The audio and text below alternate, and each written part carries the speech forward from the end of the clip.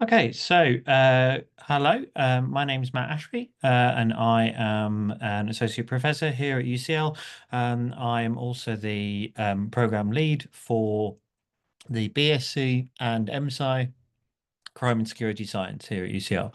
So today, what's going to happen is I will talk you through our program and some of the reasons why we think it's a good program, a good course for people to study.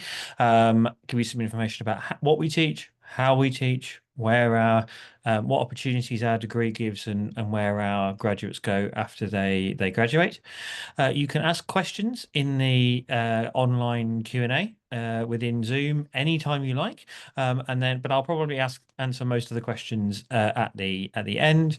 The question function, you can ask questions anonymously, so feel free to ask absolutely anything you like, and then we'll answer the questions once I've gone through the program.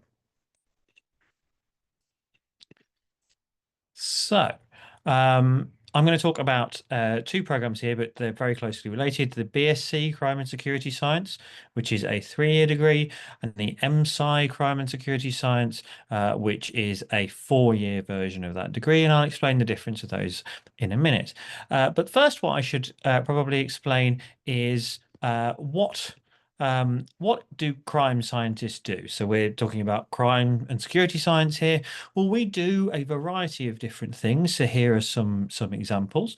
So and these are all examples of work that we are doing in our department at the moment, or that we have done in the last couple of years.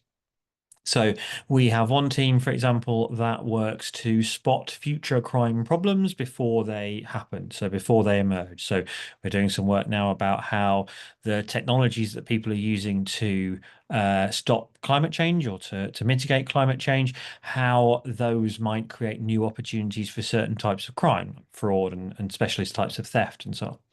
We also do work. I'm part of a team that helps police work out important things about patterns in international human trafficking, that helps them work out where they should focus their efforts in order to try to prevent human trafficking and related types of exploitation. I have colleagues who look at things like how to predict where terrorist attacks are most likely, and how to work out how to stop online fraud against older people. So crime scientists do a variety of different things.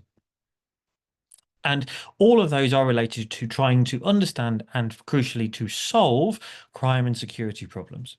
Now, there are lots of criminology programs up and down the country and internationally that look at different aspects of crime and security. And they generally, in a criminology program, you would be using ideas from disciplines like law and psychology and sociology. And we use all of those ideas, but we also bring ideas in from lots of other disciplines as well. So we have staff in our department who have backgrounds in everything ranging from history to mathematics, from computer science to geography, political science, engineering, and various other disciplines. And we take ideas from all of those disciplines and combine them to work out what's going to be most effective in solving a particular crime or security problem. Now, what that means is that our degree is a lot more varied than most criminology degrees, but also more varied than most undergraduate degrees in any discipline. So what does our program look like then? If we say that we're doing more, if we say that we're doing a wider range of things from different disciplines. Well, in the first year, what we're doing is we're helping every student get to the same baseline, because our students often come to us having done quite a few different courses at school or whatever it was they were doing before. So we might have some students who are doing who did have done psychology at A level, for example, and we have some other students who maybe haven't, and so we need to get everybody onto the same level in terms of their understanding of psychology, and that's also true in a variety of other disciplines. So what you study in the first year is 8 different taught modules to get you understanding those different ideas from different domains. So Everybody studies the Introduction to Security and Crime Science.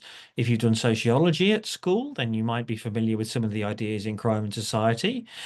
But if you did do sociology at school, maybe you didn't do any programming at school. And so we introduce you to the basic ideas of programming, and we introduce you to Python, which would be the first of two programming languages that we teach you.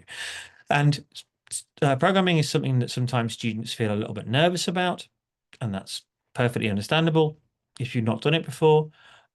We teach you programming as we teach you everything else from scratch. So we teach you programming from the very first lesson without expecting any prior understanding. And lots of our students who've never done programming before they come to our degree leave at the end of 3 years or 4 years, having being really good, really proficient at two different programming languages, and then going into jobs that use those programming languages.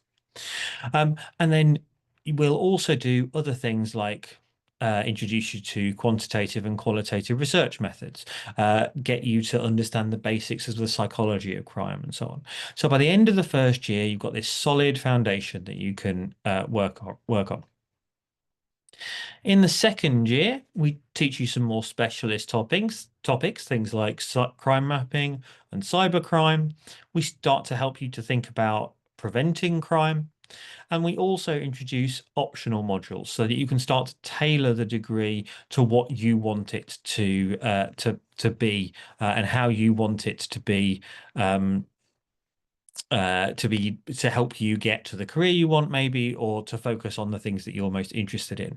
And I'll talk a bit more about which optional modules are likely to be available in a couple of minutes. You can also note here that we've got a work placement that can be done instead of two of these optional modules. Normally about half of our students do a work placement, and I'll talk a bit more about those again in a second. And then in the third year, you go on to do a couple more specialist topics, so things like data science and criminal intelligence investigation.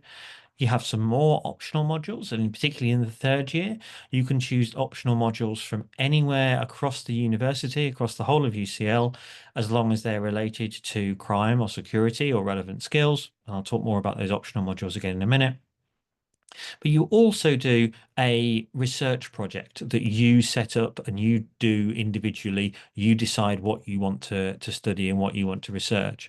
And that's often one of the things that students enjoy most about the degree, because they're choosing a topic that they're particularly interested in. We then match you with a supervisor who knows about that topic, and you spend part of the third year working on finding out something about that topic that is novel. Now, if you're studying on the BSc, at the end of the third year, you graduate and you go off maybe to work, to study somewhere else, or to do something different. But you can also choose either at the start or at the either at the start of the degree, or you can choose once you get to the end of the third year to stay with us for an extra year and do the fourth year. And instead of getting a BSc, you get an MSci. Now, the MSci consists of two, or the MSci year, the fourth year, consists of two parts. One is a group project where you are working with an industry partner, be that a government department or someone in policing or a private company that does work related to security.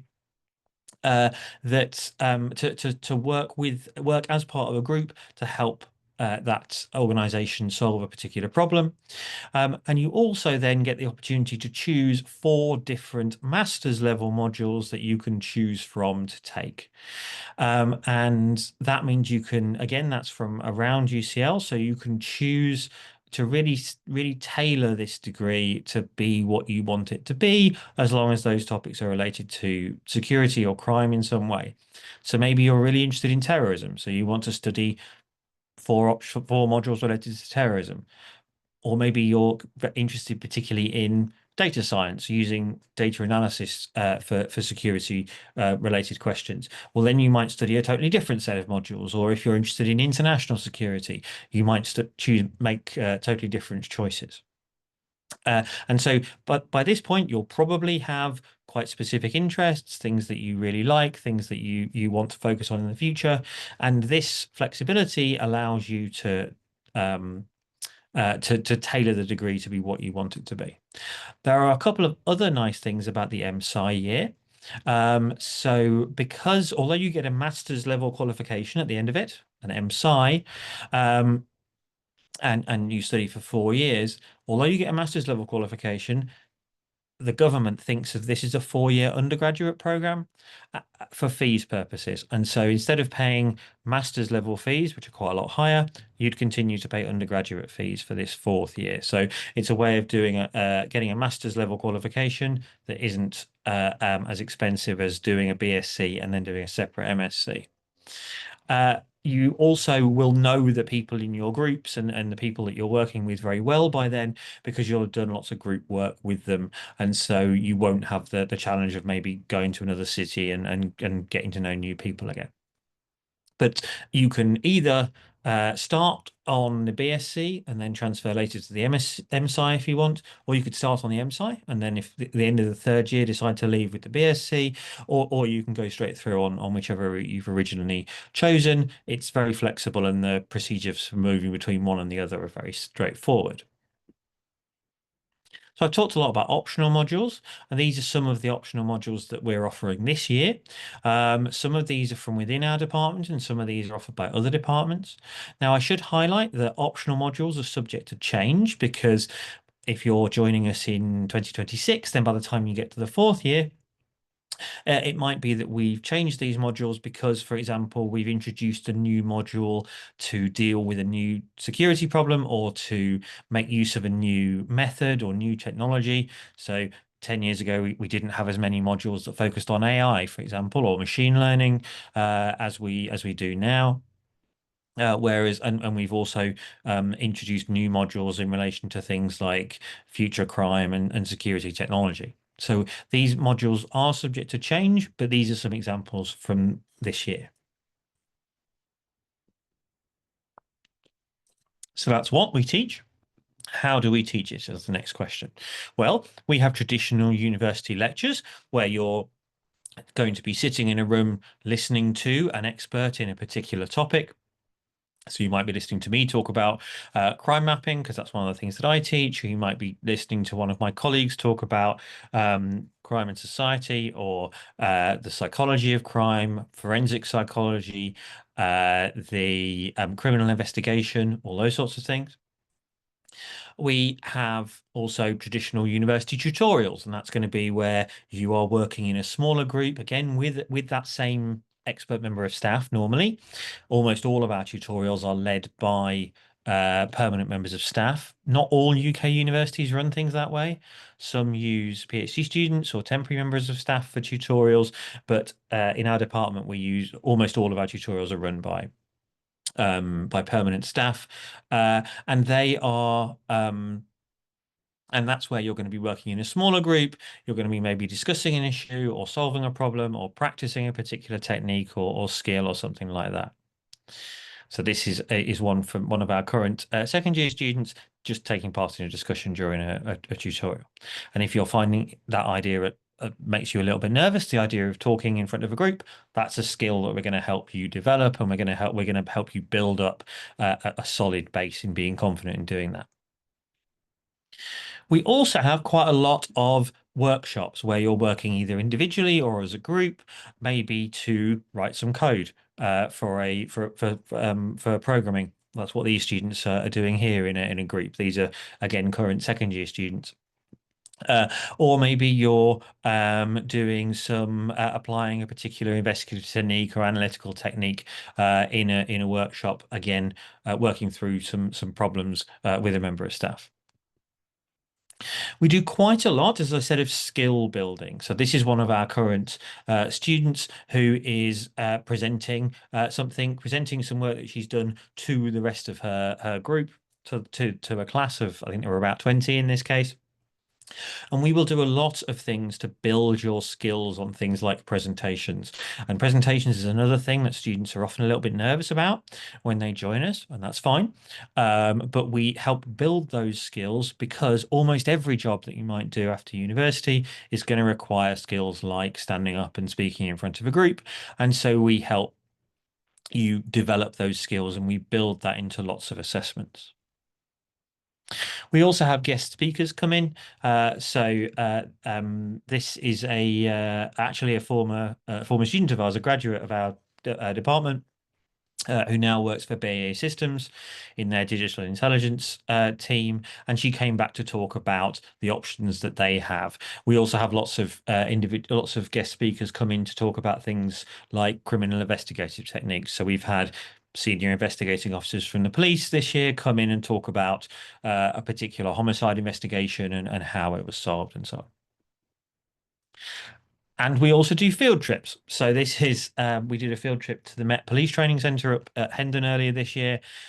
Students learned about lots of things: homicide investigation, the ethics of taser use, all sorts of things. But I think most students' favourite thing was meeting a police dog, as in this case here. So that's how we teach. So what does a typical week look like on one module? Well, each term you'll be studying four modules. In most cases, that might vary ever so slightly for a couple of people, but in almost all cases, you'll be doing four modules per term. And each week for each module, you'll start off by doing some preparation ahead of the lecture. Maybe we'll have given you something to read, some questions to answer. We'll have asked you to go away and research something. You'll then come and have usually a 2 hour lecture with a member of staff who's an expert in that particular topic, or maybe a guest lecturer who comes in. That won't just be you listening for 2 hours. Maybe we'll do things like get you to answer some questions on your phone to check that you're understanding what we're saying.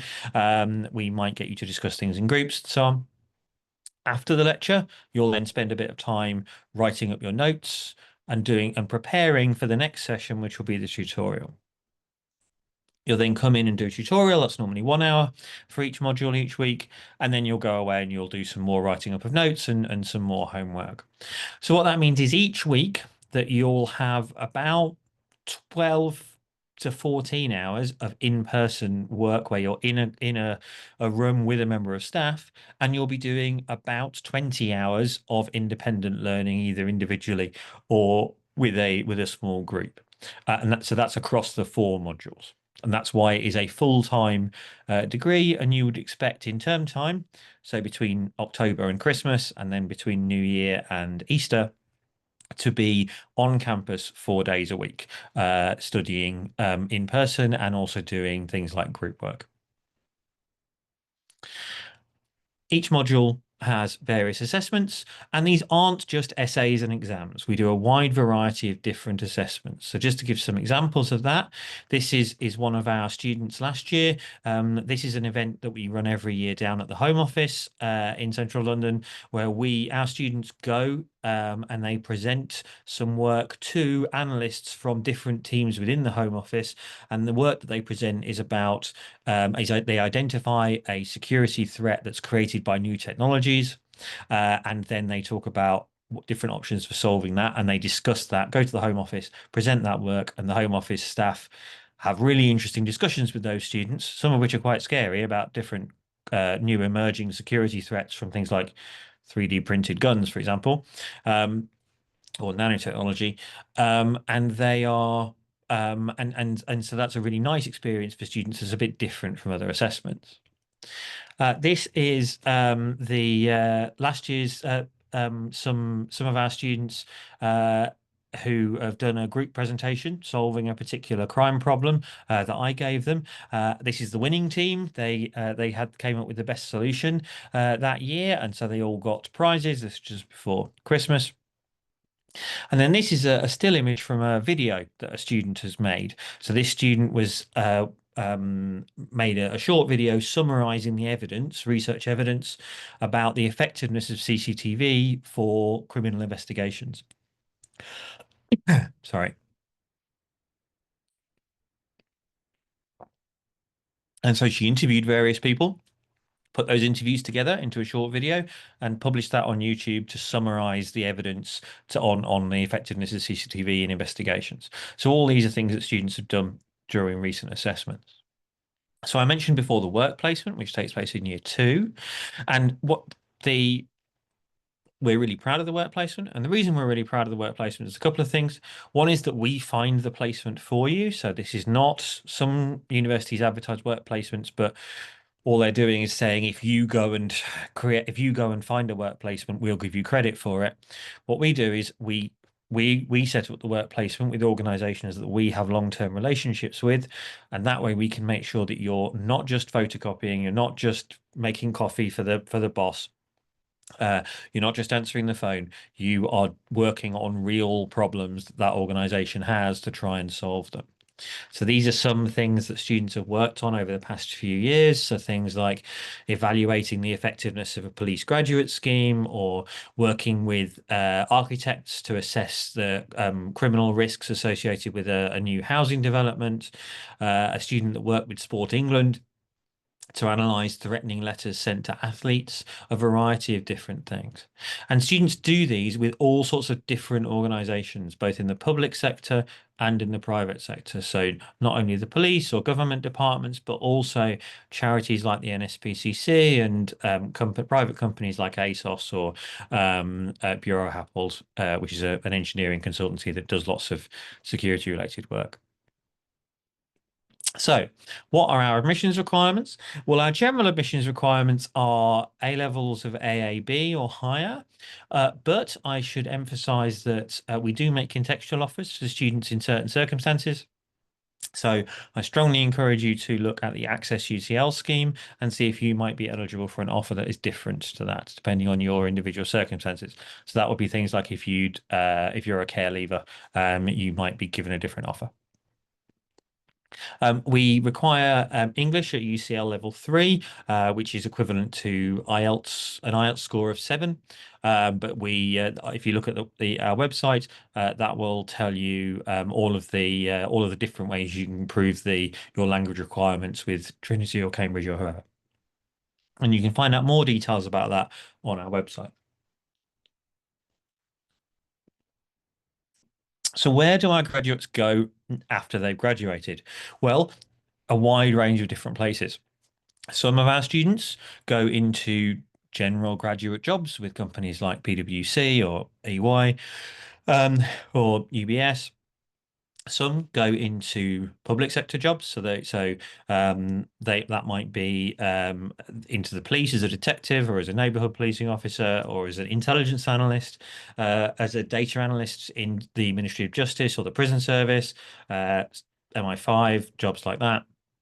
And then we also have quite a few students actually go into specialist private sector roles where they're doing data analysis or other security related work for private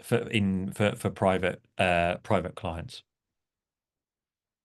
So I'm very happy to answer all your questions. I see that quite a few questions have come in, and so we'll answer those in a second.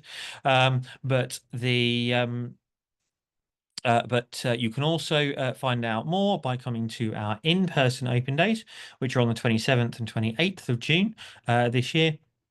And you can find out more details on our website and also on our social media channels.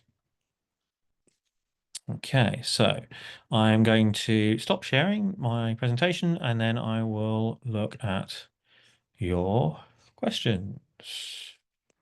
Okay, so I'm just going to go through these questions in the order they were asked, and I'll definitely get to you. And if you haven't asked your question yet, then feel free to keep asking, and we'll keep answering them till we're done. Okay, so if I'm visiting UCL on a guided tour, can we arrange a meeting at our department? So sometimes we can do that. Yes, it depends when you're here. If you I'll ask Julia, my colleague, to drop the SCS teaching email address into the chat, and then if you're here on a one of UCL's tours, which they offer several times a week, then you can just email in a few days before, and they'll see if there's anybody available to talk to you on that day. Will my previous undergraduate degree in law as an international student be relevant for an undergraduate admissions into this program? So there's two things you could mean there. One is, is it relevant to the course? And yes, absolutely. If you've already studied law, that will certainly help you in some of the things that you're studying here. But you should expect to be studying a wider range of things as well, because most people who've studied law haven't done quantitative data analysis, for example, and so that is something that we will teach you to do. And so all I ask there is that you come with an open mind. If, on the other hand, you're asking, does that previous undergraduate degree affect your admissions, then you should definitely speak to the admissions team about that. They are experts in qualifications from all over the world. So if whatever qualification you've got, whatever country it's from, they will be able to tell you how that affects the our what your admissions requirement would be to this program.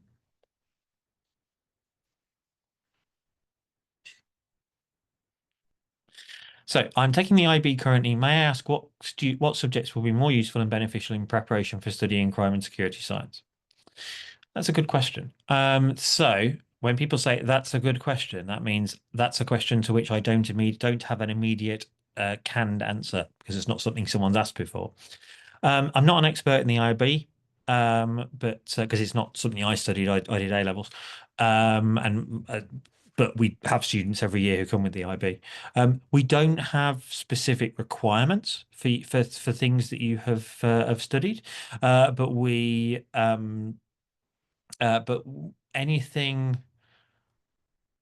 So the most common things that students are going to have come to us having studied are psychology, sociology, law, computer science, and economics. They're our most common A levels. But we have students who come to us having studied a wide range of things every year. All we ask is that you're happy to and willing to learn new things in things that might be outside your comfort zone. But if you email in, I can get our admissions tutor to give you a more detailed answer to that, because he couldn't be here today, but he does all the specific work with the admissions requirements. Are there opportunities for industrial placement and a year abroad for the program? So we don't offer a year abroad, and the reason we don't offer a year abroad is that we can't find another university anywhere in the world that offers a program that matches our needs in being varied enough, in covering as wide a range of skills as we want our graduates to have. We have looked over and over again. We last had this discussion about a month ago, and we looked again, and we can find lots of criminology programs that will teach our students about law and psychology and sociology, but we can't also find programs that will teach them about things they might need to know from computer science, economics, maths, data analysis, all those sorts of things. I've had quite a lot of meetings today, and my voice is starting to go, for which I apologize.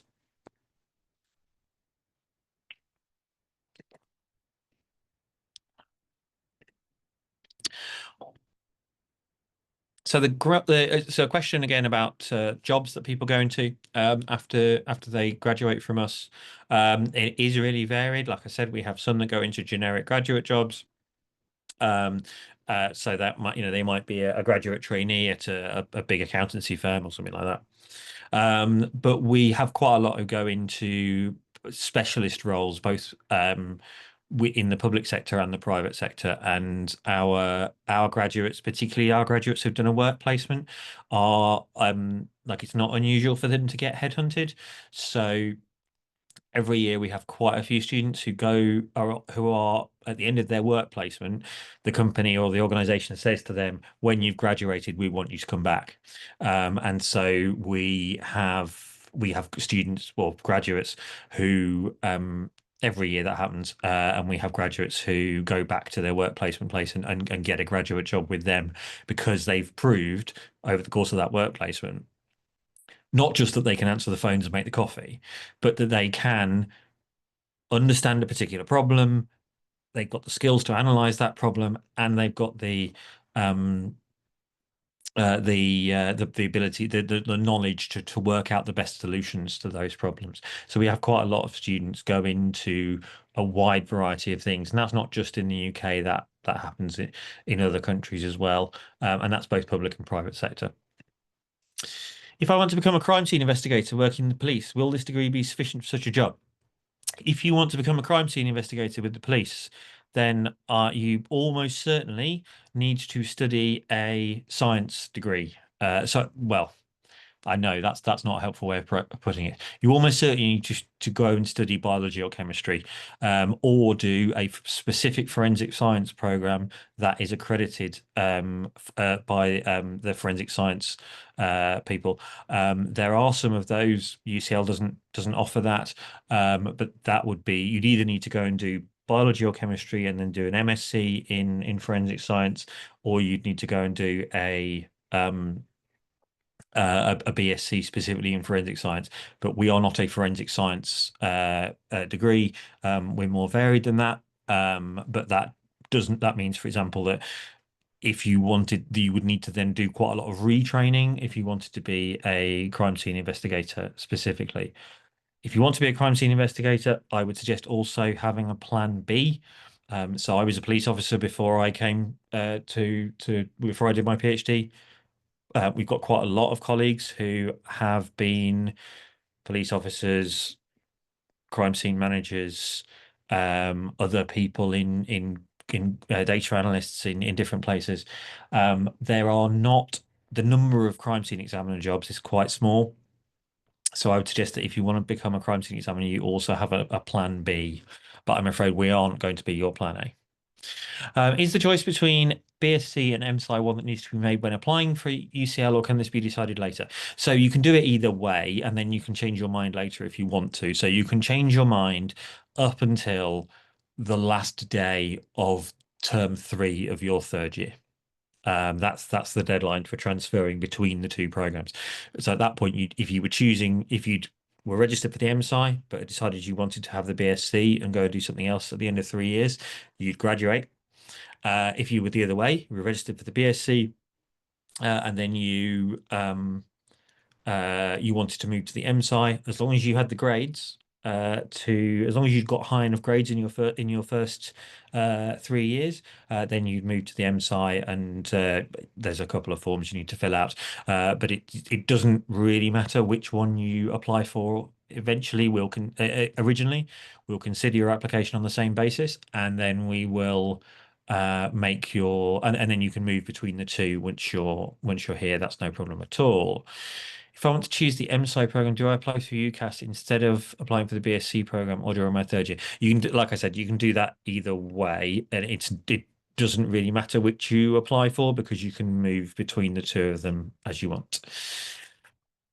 Is this bachelor program specific to UK law enforcement, or is it a global approach? So it's definitely a global approach. So about 2/3 of our students are from the UK each year. The other third are from a really wide variety of countries.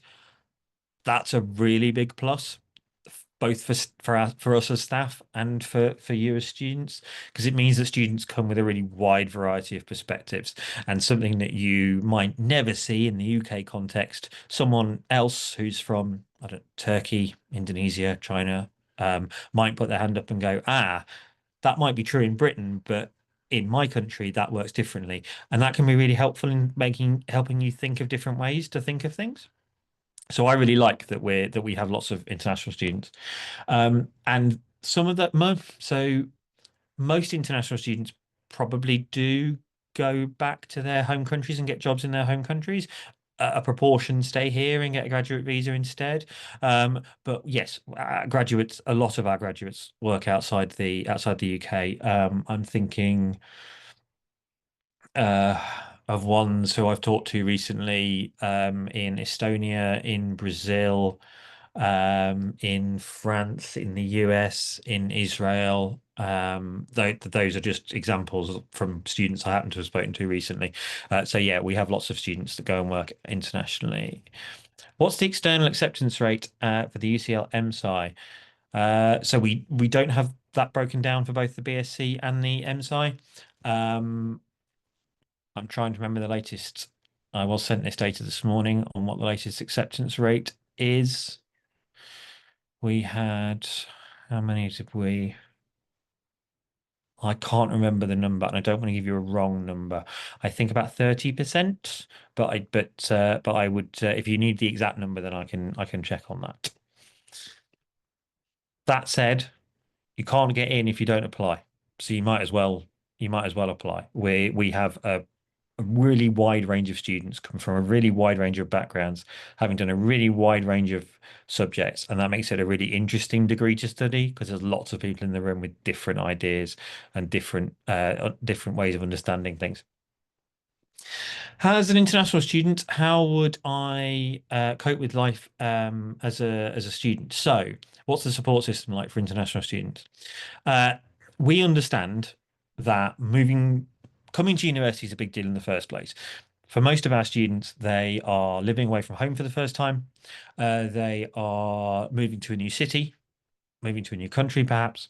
And we do a lot of work in the first 2 months to help people make that transition. So as an international student, for example, we wouldn't expect you to know how the UK university system works or what marks you can expect to get, all those sorts of things. So we'll tell you, we'll explain that to you.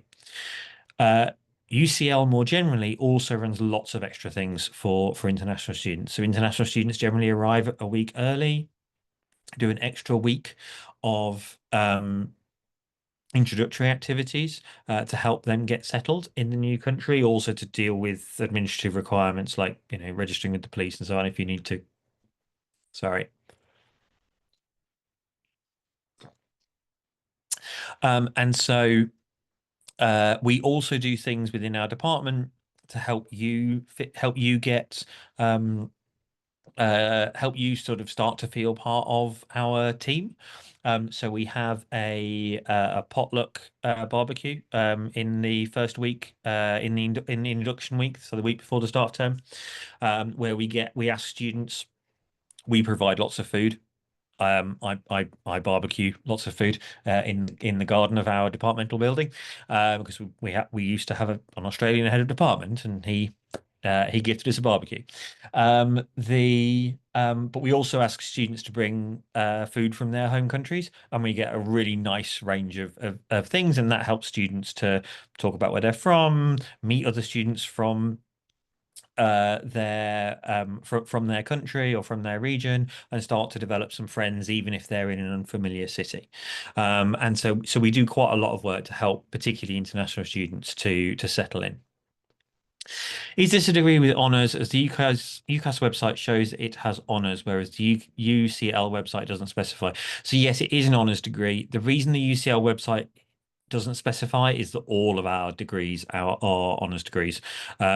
We don't offer what are known as ordinary degrees.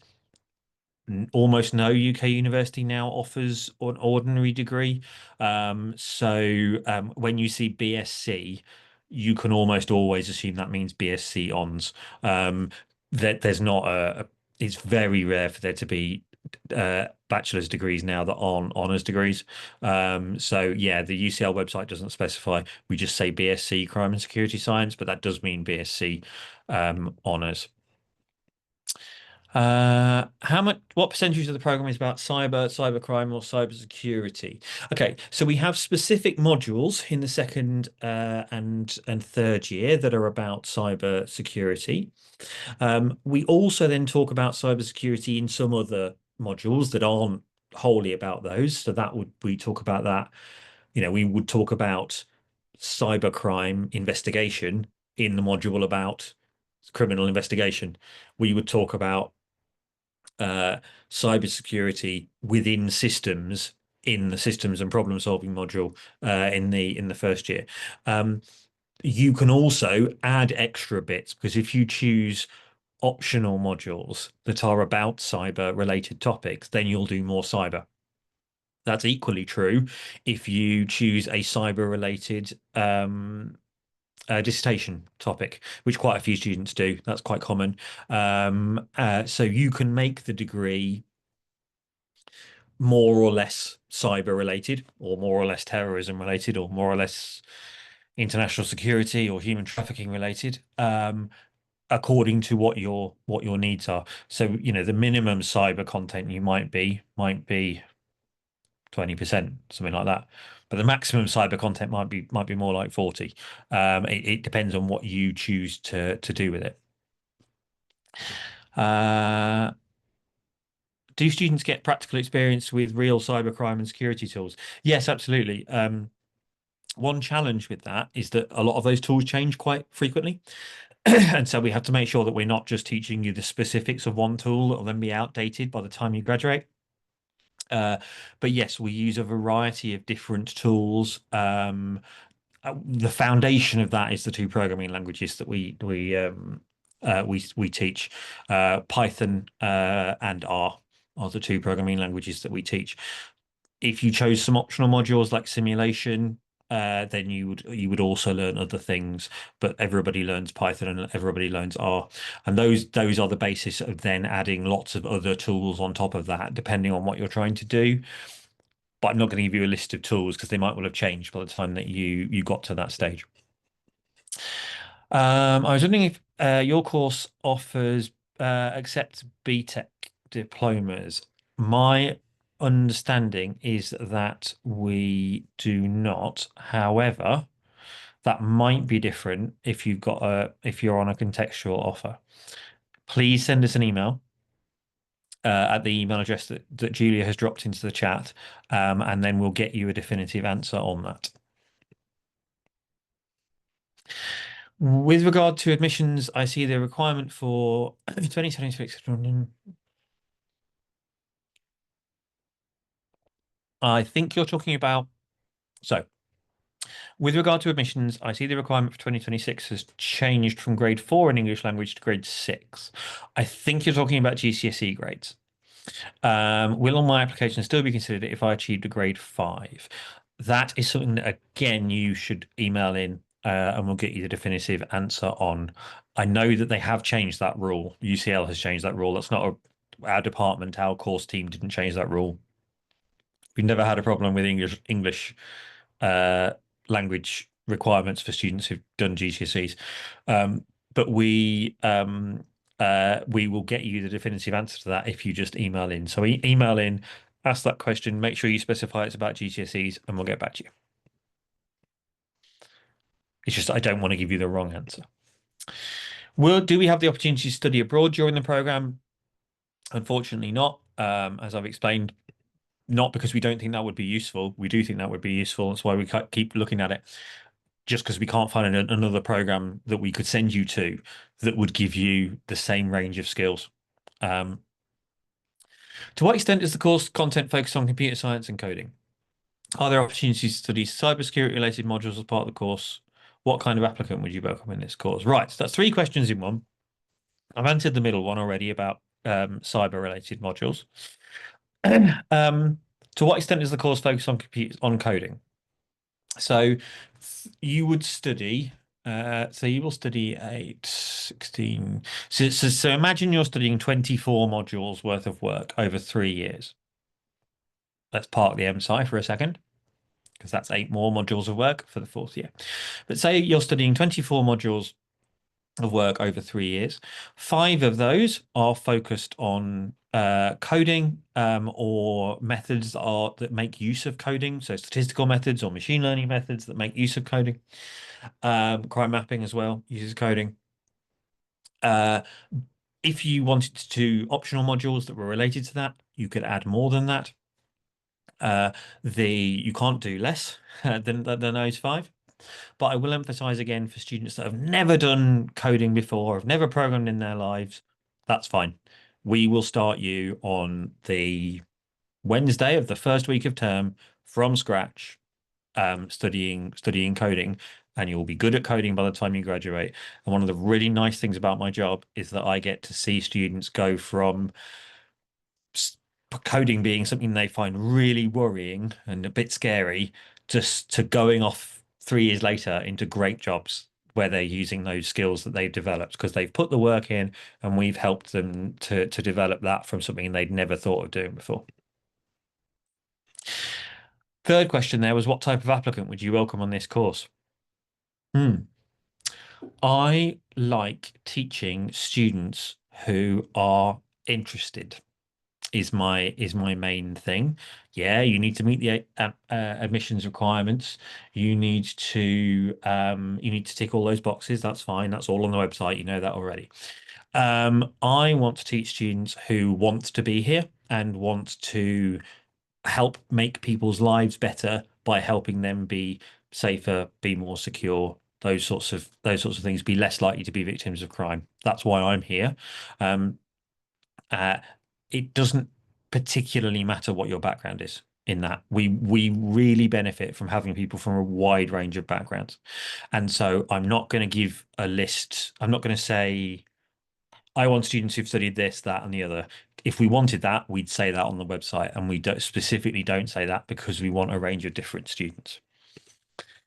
Is the course heavy maths based? I mean, that depends on how you feel, what you think of as heavy, right? Your definition of heavy maths might be different to mine. Um, my undergraduate degree is in politics. I did not study maths at A level. I developed those skills later in life. That, despite that not being my particular skill earlier in life, now I teach a lot of coding. I've written a textbook about a particular type of coding. I present stuff at international conferences on what I think most people would consider quite heavy quantitative methods topics around regression modeling and so on. Um, and um, and that's because I've people have helped me develop those skills over time, and that's what we'll do with you. And so um, we are not as heavy maths based as most other courses in the engineering faculty. So we don't do as much maths as math students studying math or physics or civil engineering or electrical engineering.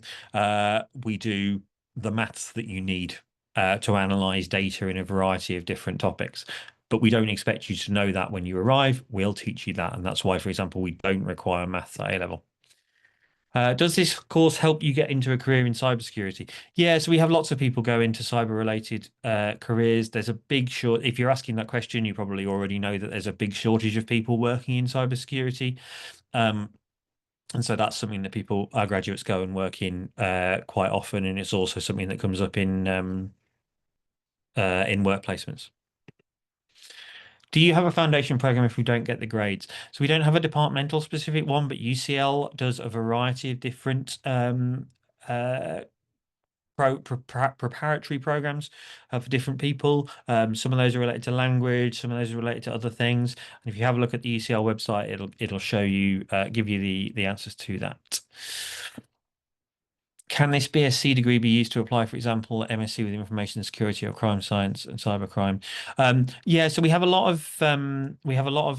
probably about a third of our graduates from the BSc go and stay on for the MSci. About a third go into work, and about a third go and study MScs in elsewhere, maybe at UCL, maybe at another university. Um, so this year we've got people going to Oxford, Cambridge, George Washington in the US, Imperial here in London, all to study specific topics. So that might be cyber, it could be international security, it could be data science related topics. Those are all things that current third years are going to go off and start doing at other universities or here at UCL. So yes, this is our graduates are quite successful in getting into good, excellent MSc programs both here and at other top institutions.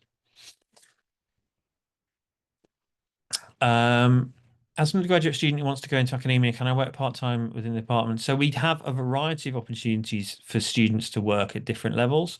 Those get more detailed, those get more advanced as you keep going through. So students would tend to start off, for example, as an undergraduate working as a student ambassador or something like that. And that might be doing something like coming to one of these events, talking with prospective students, sharing your student experience. It might be working as a research assistant with a member of staff who's working on a particular project. There's more opportunities to do that for fourth year students and master's students than for students at the start of their undergrad, just because it's a matter of building up the relevant skills. That's inevitable, is that you build up those skills over time, and so you get more opportunities over time. And then as a PhD student, for example, there are many, many more opportunities to do those sorts of things. And almost all of our PhD students also work for the department as teaching assistants or as research assistants. It's just inevitable. This will be true at any university, that those skills build up over time. Um, for undergraduates, the ones who tend to if they want to go into doing a PhD, what tends to happen is that they volunteer for summer projects. We run some summer projects, and also students can come up with summer projects that would relate to particular things, particular topics that maybe the member of staff wanted a student to work on, and those are normally paid opportunities. But we would that would be something you'd do maybe in your second or third summer, so you've got plenty of time till you get to that. I am working through all of these, I promise. Would you... So I think I've answered that question about cyber a couple of times. What type of work experience or shadowing is useful for studying this degree? Oh, do you mean doing before? If you mean before you come. The students who do best are students who have a little bit more, um, a little bit higher levels of basic transferable skills. And that's things like being able to pass and follow instructions, being able to manage your own time, being able to work with groups, all those sorts of things. Having a part-time job, regardless of what that job is a really useful way of developing those skills. So if you don't have anything to do this summer, go and get a job somewhere. It doesn't really matter what job it is. It matters that it's a job where you're working and where you're following instructions and getting used to the world of work and so on. And that will be an enormous help. The next thing I'm going to say, people laugh at when I do this in person, but I'm deadly serious. Coming to university is a big transition. There's a lot for you to learn very quickly in that transition from school to university. Most students are at the same time as that also learning to cook and wash their clothes and do all those sorts of things. So if you are 17, 16 now, and you maybe 15 and thinking really far ahead, then you can't yet cook yourself a decent meal, wash your clothes, cook, those sorts of things, get that sorted in the next 18 months before you arrive with us, and that will help you. But in terms of work experience, just go out and get a job. I worked in a shop when I was 16, and it helped me enormously for the future, and it will do for you as well. Don't worry about a specific job. We have lots of students who've done things like worked in McDonald's, and that helps them a lot. If there is a subject we are interested in, such as behavioral genetics, but isn't part of the optional module, is there a way to add it and study it as an optional module? Yes. So as long as you can convince me that it is related to crime or security in some way, and behavioral genetics definitely would be, right? And you meet the requirements for that module, then you can take it as a third year optional module. Now, you need to be careful that some UCL optional modules will require you to have done specific modules before, or maybe have specific A levels. And so there is an online module catalog that explains all of those requirements. But every year we have quite a few students who come to me as the program lead, say, I want to study this. Can we study this? and can I study this? This is why I think it's important and relevant, and we almost always approve those. Can I apply for BSc Crime and Security Science and another course at UCL through UCAS? So I'm not an expert in the UCAS website, and so I'm going to leave you to ask that question of the UCAS team to make sure that you've got the right answer. Is there a way I can do molecular biology and genetics BSc and then forensic science for MSc? Yes, I mean that sounds perfectly a perfectly reasonable educational pathway. Yeah, as long as you met the requirements for molecular biology BSc, I don't see any reason why I'm not the program lead for the MSc Crime and Forensic Science. Uh, but that sounds like a perfectly reasonable way of getting there. Yeah.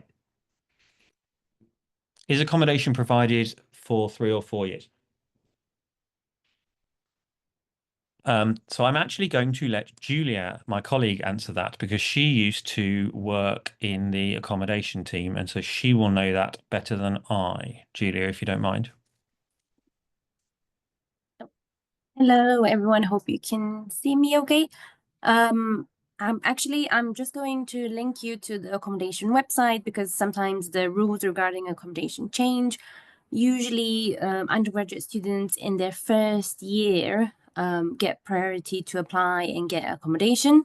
And then after that, in the next years, people usually make friends and they meet and they kind of move into private accommodation with them. Or you can also go into some other kind of private student accommodation with external companies that are kind of outside of UCL.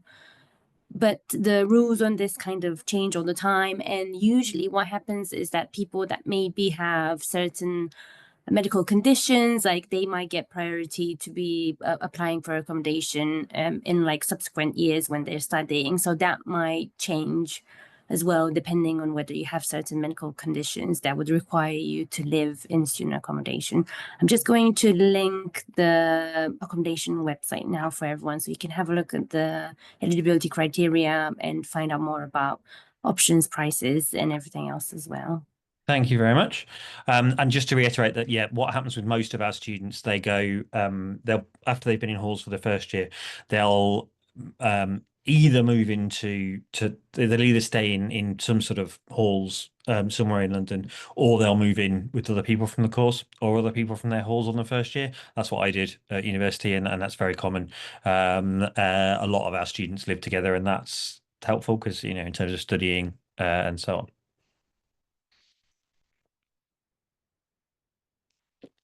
So question about commuter students.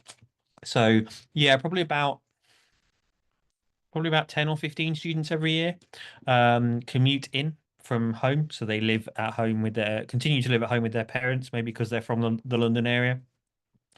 Um, that that can be nice in some cases because it means students haven't got to worry about living in a new place and so on. It does mean that you've got to put some effort into more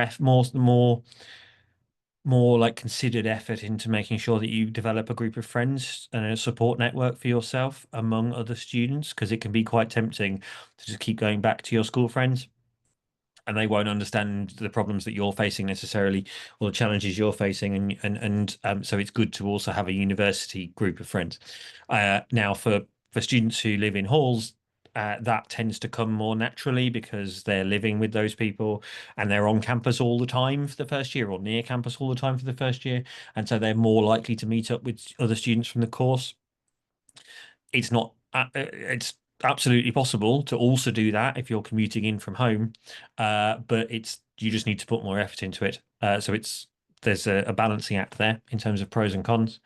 The other thing you need to be aware of is that this is a full-time program, and for those 20 weeks of the year of term time between October and Christmas, and then between New Year and Easter, we do expect you to be on campus 4 days a week. Every week, and sometimes you'll need to be on campus 5 days a week, and so that wouldn't be practical. For example, if you lived far enough away, if you lived in, I don't know, Leicester or Nottingham or something, right, where it's your train ticket each day would be more than £100. That's not That's not going to work. And so we do expect you to be on campus almost like in all of our sessions, or 90+% of our sessions are in person, not online. And so we do expect you to be here, and that's an important thing to consider if you're thinking about commuting. But we have several students every year, including one of our current course reps, for example, who is just about to graduate with a good degree, who are commuter students, and that works very well for them. It's just yeah, it's just something they have to manage. I saw one of the modules is criminal investigation intelligence. What does that module capture? Um, Criminal investigation, I think, is self-explanatory. Criminal intelligence is about making use of information about crime in order to try to detect or prevent crime. So that might be something like, what are the ethical considerations or the legal considerations in using an informant to gather information about a criminal network? That would be a sort of fairly standard question for that module. Another example I gave earlier about how effective is CCTV in supporting crime investigations, or how often is DNA useful in helping investigate crime? Not as often as you might think. It's very useful, but just in a relatively small set of circumstances. And so that's the sort of thing that you'd learn in that module. Now, one thing to highlight about that module is that the person that teaches that module is a former senior detective. And so he invites in quite a lot of guest speakers from senior investigating officers for homicide investigations, forensic crime scene managers, those sorts of people, to talk about different issues related to investigations and intelligence. If I was looking to go into cybersecurity, would it be more helpful to study crime and security science or just computer science? That would depend on what sort of job you wanted in cyber. So if you wanted a job in cyber as a hardware engineer focused on cybersecurity, so where your job was to make sure that hardware was built in such a way that it was resistant to different types of cyber attack, then you need a degree in computer science. You probably also need a master's in computer science or cybersecurity. If, on the other hand, you're more interested in things like how do do attackers get into secure systems by manipulating the people using those systems, what are known as social engineering attacks, and those are the majority of cyber attacks. Social engineering attacks are much more common than hardware attacks. Then a degree like ours that's giving you a sort of wider range of skills might be more useful, but it is going to depend on what exactly you want to do in cyber. And so you might want to, if you can, come to one of our in-person open days. We're in the same, our department stand is in the same room as computer science. We're normally next to them, and then you can discuss it with both departments. What am I expected to write in my personal statement? Does it have to be fancy? Well, it doesn't have to be. I don't know. Well, I don't like fancy in that I like plain, straightforward English language that communicates ideas clearly. So don't worry about sounding academic or sounding clever, right? Make your points and make them in clear language. The things we're interested in are, why do you want to study this and why do you want to study it here? That's what we're interested in. And so that allows us to do things like, for example, identify that maybe we're not the best fit. So maybe you want to be a crime scene examiner, in which case we're not the best fit. And so you might be better, you would certainly be better doing something else at a different institution. So we want to make sure that we are the right fit for you as well as you're the right fit for us. So I'm interested in, why do you want to study this and why do you want to study it here? I'm not particularly interested in you telling me how great you think my course is. I already think it's great. That's why I work here. What I want to hear more about you. But don't worry about it being fancy. Just use ordinary language to communicate ideas. That's a good tip for your personal statement. That's also a good tip for almost all of your assessments. How approachable and supportive are the lecturers in the program? I mean, I think I'm approachable and supportive. I'm not the best person to answer that question. We usually have some students come to this event as well. Unfortunately, we couldn't get any today. We will absolutely have some of our current students at the in-person open day for you to talk to, so you can ask them that question. We receive very good feedback from students about how approachable our staff are, and we put quite a lot of work into making that happen. And I've worked at other institutions. I've obviously studied myself, and we're more approachable than most. That's partly because we're a relatively small degree, so there's about 60 to 70 students each year, which means I can learn everyone's name, which means people can come and see me. I can say hi and chat when we pass you in the corridor, those sorts of things. And so by the end, we tend to know each other quite well. We also have things like the transition mentor scheme, where each new student is paired up with a second year or third year student, so that that's someone else that you can approach and get advice from.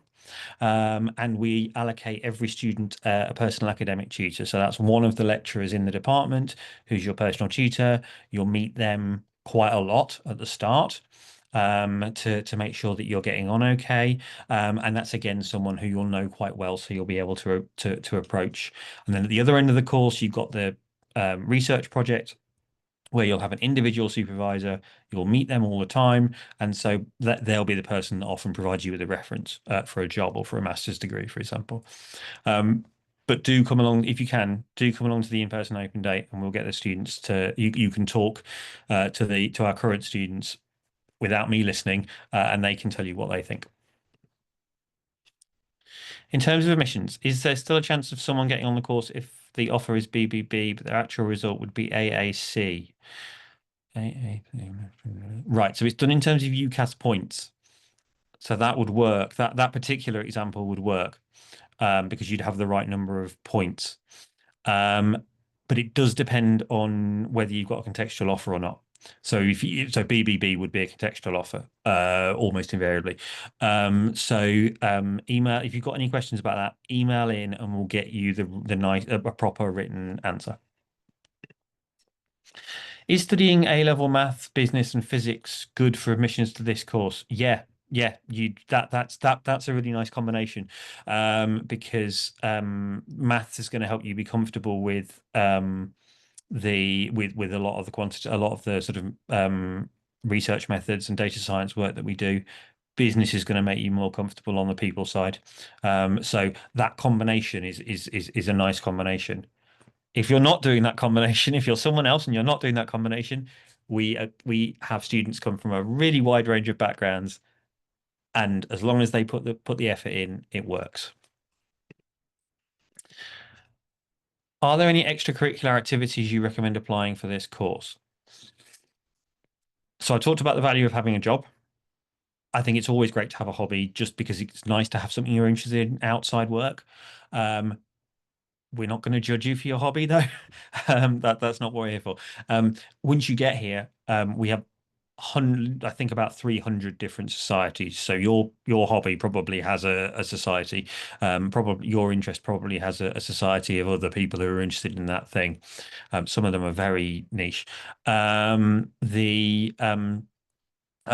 we're not going to judge you on your on. We're going to we'll give you an offer based on your grades. The